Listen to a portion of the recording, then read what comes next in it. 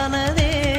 காதல் என்ற மந்திரத்தின் மாயம் என்ன, கல்லும் முள்ளும் இப்போது பூவானதே.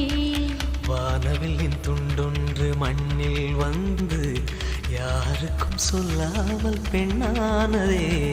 தென்மேற்கு பருவக்காற்று